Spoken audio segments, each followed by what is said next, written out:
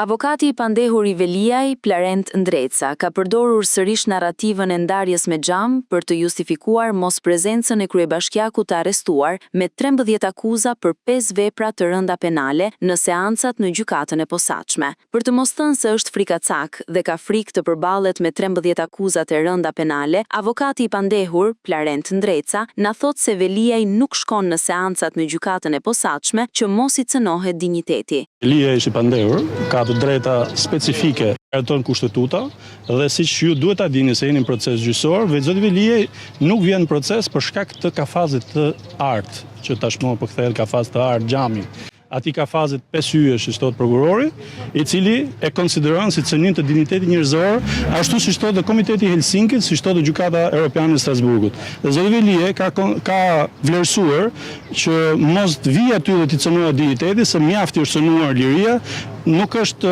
mirë që të vijë të cënohet dinjiteti në një proces gjyqësor. Ndërsa këtu zoti Dado nuk vjen si individ. Këtu zoti Dado vjen si përfaqësues i shtetit shqiptar, vjen si personazh i cili ka një funksion publik dhe që ka detyrim ligjor që të përballet me publikun dhe të jetë në sy të publikut për mënyrën se si është emëruar, por edhe kur vjen momenti për mënyrën se si ka zbatuar detyrat e tij. Pra, është funksionar publik dhe zoti Veliaj në ndryshim nga zoti Dado ka qenë gjithkohës në dispozicion, ka qenë gjithkohës bashkëpunues me hetimin, nuk ka ndërhyrë në asnjë moment në hetim, ka pranuar çdo lloj mase, edhe masën që ka aktualisht, dhe ka pranuar çdo lloj hetimi nga prokuroria. Zoti Dado, në vend që të japi të vijë këtu dhe të përballet me argumentat, ka zgjedhur, sigurisht është e drejta e tij ligjore, formalisht,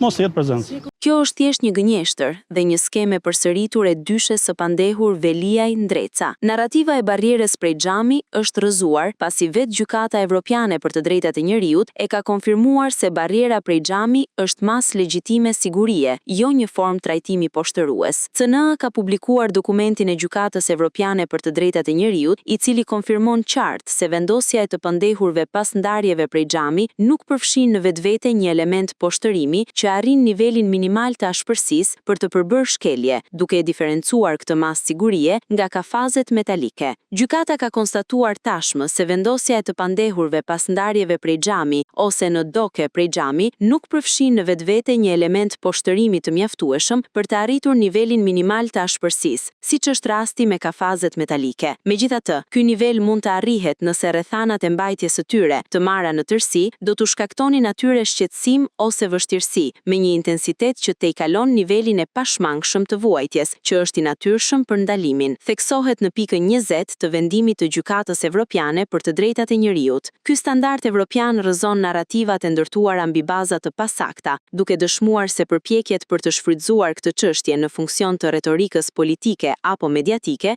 nuk qëndrojnë përballë realitetit juridik. Realiteti është se Erion Veliaj nuk shkon në gjykatën e posaçme pasi ka frikë të përballet me faktet dhe provat që e kapin në korrupsion, shpërdorim detyre, pastrim të produkteve të veprës penale, fshehje të pasurisë dhe futjen e sendeve të ndaluara në qeli.